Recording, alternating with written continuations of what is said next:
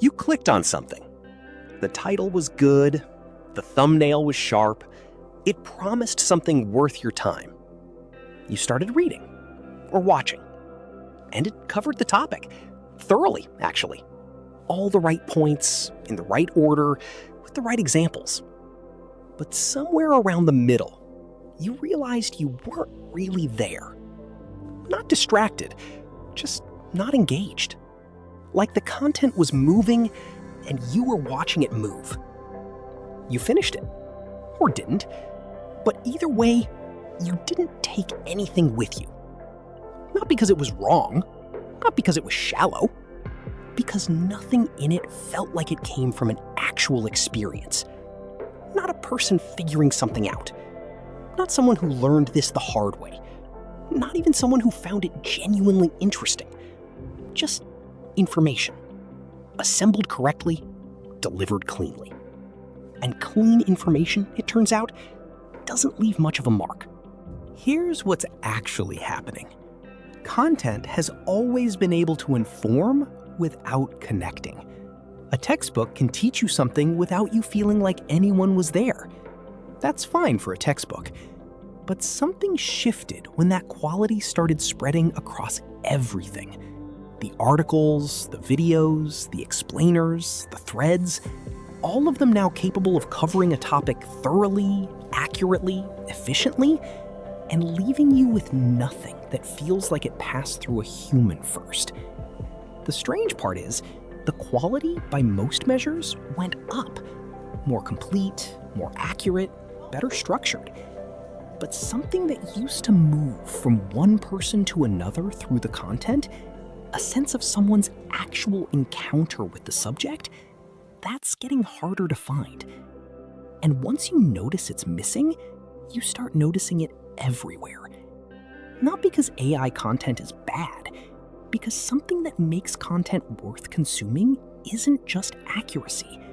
It's the residue of someone actually having been somewhere, having thought about this for real, having found it difficult or surprising or worth caring about.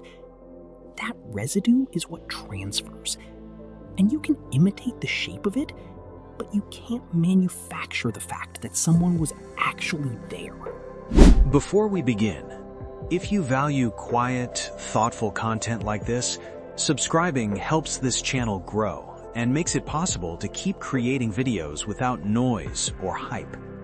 Thank you for being here. Now, let's begin. Here's what's worth understanding about this. It's not that AI content is always empty. Some of it isn't. When someone uses it as a tool to express something they actually know, to sharpen a thought they actually had, to structure an argument they actually worked through, the residue is still there. Because the person was still there. The tool just helped them say it better. But when the content starts with the tool, when the process begins with a prompt instead of an encounter with the subject, there's very little residue to transfer. Not because the output is wrong, because almost nothing happened first. And readers can feel the difference. Not always consciously, but they feel it the same way you feel the difference between someone telling you about a place they've actually been and someone describing it from a photograph. Both can be accurate. Only one of them has been there. Think about the last time you made something that you actually knew something about. Not researched, knew. From experience, from having worked through it, from having been wrong about it first. When you know something that way, when you've actually been inside it, you don't just have the information. You have judgment about it.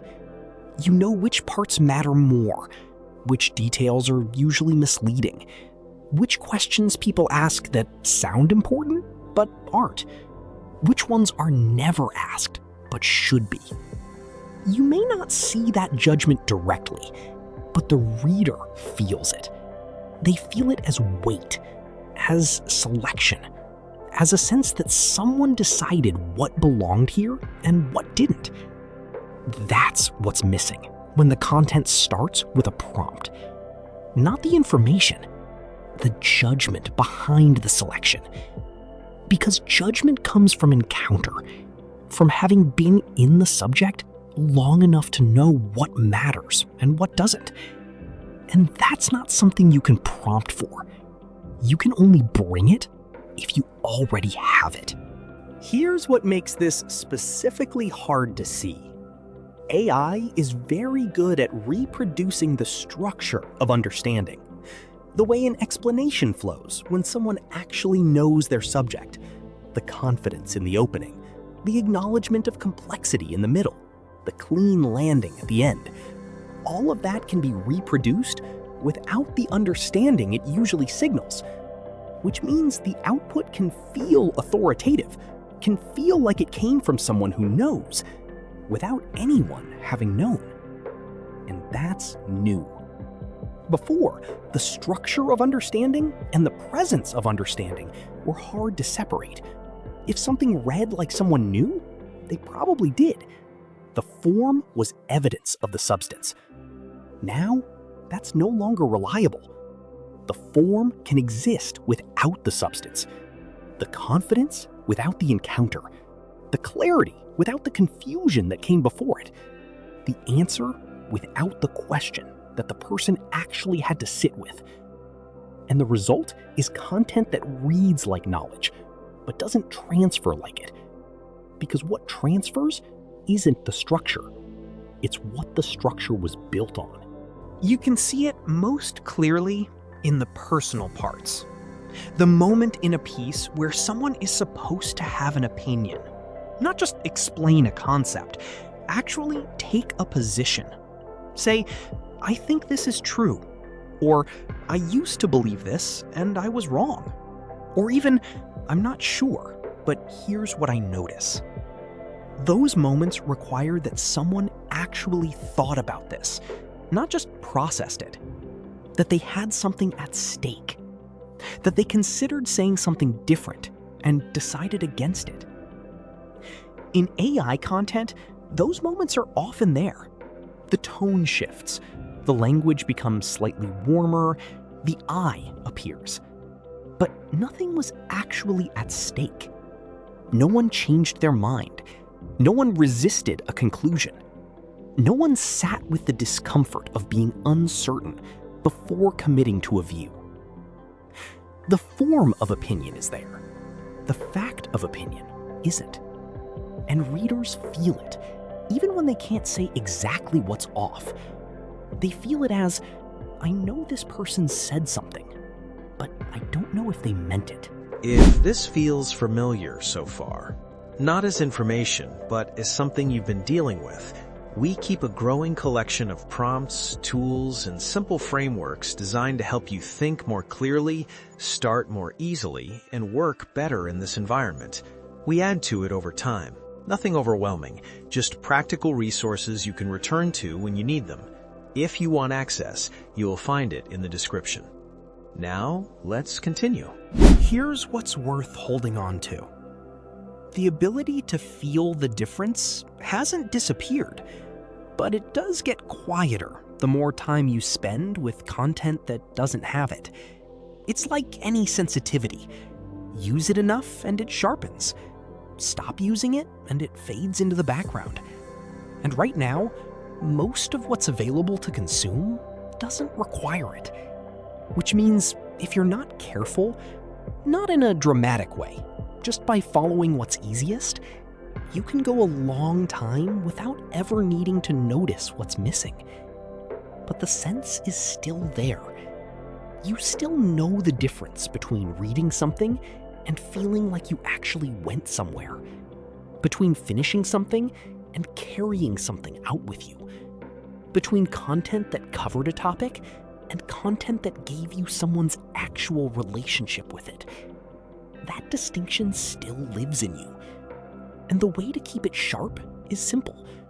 Not to avoid what feels empty, but to notice when it does, and to keep seeking out the kind that doesn't. Because the ones who made something with their encounter intact, they're still out there. and what they left behind is still transferable. The last thing you finished, what did it leave behind? More content was never the problem. There's more available now than at any point in history. More topics covered, more formats, more access. And still, the feeling of having actually learned something, of having gone somewhere through what you read, is getting harder to find. Not because the information got worse, because the encounter behind it stopped being required. And when encounter isn't required, it gets left out. Not as a choice, as a default. But the content that still has it is still being made by people who went somewhere first, who found something difficult or surprising or worth caring about, who let that experience shape what they made. You can still find it. And there's something underneath this worth going further into. Because it's not just about what content leaves behind. It's about what happens to you when the things you read stop pushing back on what you already think. That's where this goes next. If you made it this far, it means this topic matters to you. In the next video, we continue building on this with clearer understanding, practical perspective, and ideas you can actually use. Following the channel really helps us keep developing content like this and adding more resources over time. The next video continues from here. You can watch it now.